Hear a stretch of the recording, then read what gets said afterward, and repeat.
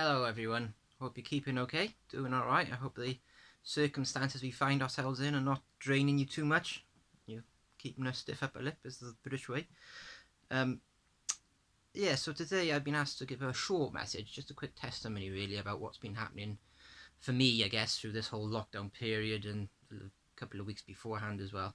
Just give you a flavour of what I've been doing and what God's been saying to me and how I've been reacting, I guess, really. So it's been said many times, it'll probably be said many times again, never have we been through such a period, certainly in my lifetime, as such a step change in the way we live our lives. Life's been put on slow down, not quite stop, but certainly slow down for the foreseeable future. But coupled with that, never in recent times have we had such an opportunity to just stop, think, take a reflective look at life. So what exactly then has lockdown meant for me? In case nobody knows, I've said it many times, but I'm an outdoors person. I was brought up in the outdoors, I've grown up in the outdoors, I probably always will love the outdoors. Frankly, being what I can be termed as being imprisoned in the house, only being allowed out for an hour a day, could, maybe should, have had an impact on my well-being and mental health. Now, if I'm being honest, during normal times, I fit God into my daily routine. I pray for the day ahead when I'm walking down the road for the bus in the mornings. I pray during the day if I got a particularly sticky situation I need help with in work. I pray thankfulness at the end of the day before I go to bed at night. Routine, normal stuff. But also, over the last 18 months or so, I've really been praying, really been looking for growth. Some of you may or may not know that as a family, we've gone through a bit of a bad patch with church the last couple of years. And it's only by finding Bethany that it's really pulled us all together, help us to grow as Christian people. And that's great, and that's really been fantastic. But growing in faith, for us at least, is not about feeling comfortable. It's not about feeling cozy.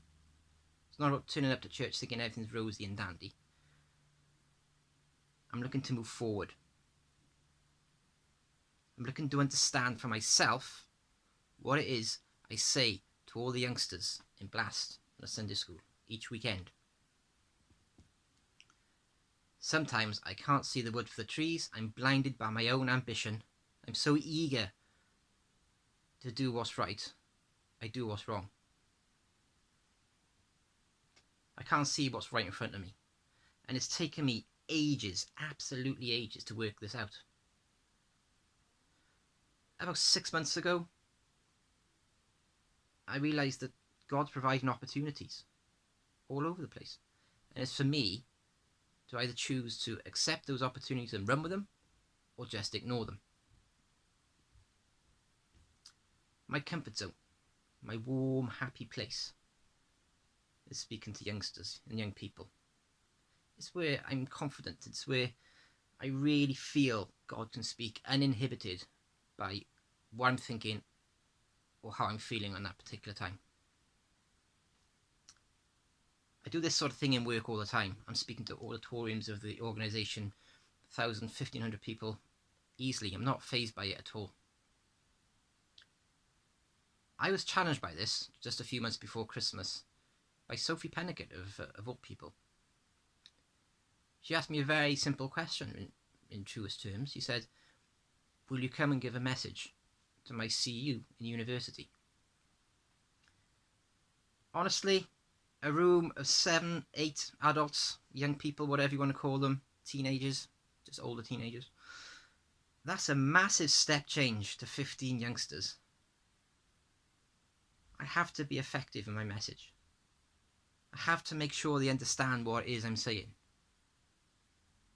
And above all else, I have to show them who God is. Otherwise, it's a completely total waste of time. So I sweated over this for a few weekends. A few weeks running up to it, I was getting a bit concerned, a bit uptight about it all, really. And as we say in Blast, I did a Moses. Am I really the right person for this? Are you really wanting me to do this? Surely there's someone better qualified than me. Someone who's been through Bible college or knows what they're talking about. All I've really got is a testimony, a history. Well, as time went on, I went through the event, and for all the worry and nervousness and concern about getting it right, I came out of that place. What can only fired up, and I can only describe it as walking on air. It's the best way I can describe it. It sounds corny, it sounds cheesy, but that's what it was. I felt amazing. Not just because it had gone well. I mean, it had gone well. It had gone really well. But because I had done something God had called me to do. I'd stepped out of my comfort zone. I put my faith wholly and solely in Him. And He'd led me through it. He directed me through it. And I came out the other end thinking, this is of God, not of me. The whole experience had taught me that when God says something, He really means it. It's not exactly rocket science.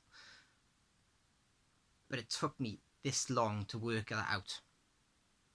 It's taken me this long to actually trust God enough to be able to say, I don't really want to do this, but you asked me to, so it must be okay. Shortly after that, of course, my worst nightmare was announced. The lockdown and the self-imprisonment in the houses and all that sort of thing. And when it was first announced, I won't lie to you, I was looking down a big black hole of depression. I was really concerned, really worried. But then I started to think, well, what can I do about it? Rather than what I can't do about it. My house has never been so clean and organised. I've made full use of that hour's exercise were allocated, and I found places I never knew existed. Some real gems, some real nuggets where I can go, lose myself for an hour and just listen to what God's telling me. I just sit on the floor and listen. Something I really need to work on when all this is over and done with, because it's a revelation to me. It's a discovery that I never knew existed. I really need to make sure I keep that hour every day just to go out, get away from everybody and listen to what God's saying. I have to do the weekly shop as well, because Neris has deemed that risk, so she doesn't really want to go out the door. So it's down to me to do that. I try to spend as much possible time as I can out the back with the children, just getting out in the fresh air and running about a bit with them and enjoying life a little bit. All of which has led to this massive revelation. Even when things look bleak, even when we're faced with the biggest obstacle we've faced in recent times, we should always remember who created that obstacle. Who created it? And perhaps more importantly, why did they create it?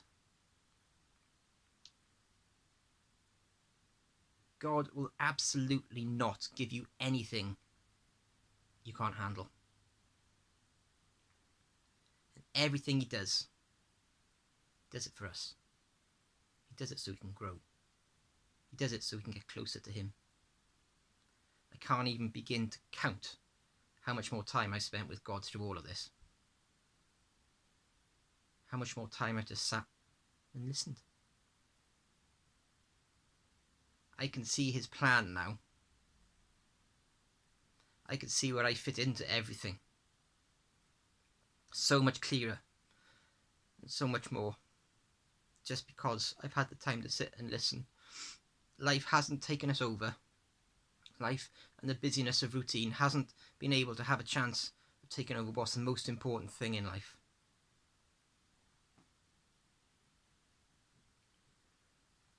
One of the biggest changes all of this has brought about is allowing me to deliver messages. I'm not talking about errands or running up and down the road with letters. I'm talking about things like this. Speaking to people. God speaking through me and giving a message to people. So Blast, Sunday School, and something, let's be honest, I never ever thought I would do ever. This. A men's message? Me? Really? I'm not qualified for any of it, of course. I'm no super person in any way, shape or form. But then I don't need to be. Because as long as it's God's will, as long as it's God's plan, and as long as everything I'm doing is for God and through God and with God, I'm doing it all for the right reasons, and I really don't need to worry about it. I don't need to be qualified. I just trust it's the right thing to do. And he's put it in my path. He's put it in my path for a reason, and it's for the best possible reason for me. So what am I getting at? What am I driving at here? Why do we go to church? It's a nice, cosy, social gathering. Come as you are. You can be who you want to be. Do we come out of obligation because we think we ought to? Is it because we feel we're called to something? Something we're really, really good at? For me, the rest of this year, certainly for the years to come, it's because God has asked me to do something. He's asked me to do something he wants me to do. I won't always want to do that. And I certainly won't always feel comfortable doing it. But I know that it's going to bring people closer to him. And I know it's going to help me grow in him. I know it's doing his will and purpose, which is something I personally have been searching for a long, long time. Isaiah 6:8 says, "Also, I heard the voice of the Lord saying, whom shall I send, and who will go for us? Then I said, here I am, send me." So simple, yet it's taken me so long to accept it and finally put some action to it. We have time to stop and think at the moment, so I'm going to ask one thing of you all. Stop. Look at what you're doing. Speak to God. And then perhaps most importantly all, act on what he's saying. You may not feel like it, you may not want to, you might feel uncomfortable, but push yourself through it, and once you're out the other end, you'll feel amazing. Maybe I could just pray. Lord, thank you so much for all this opportunity, for all you've given me.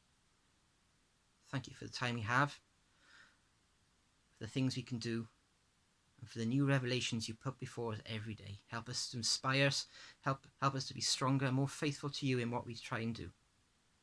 In the name of Jesus we ask this, God we pray. Amen.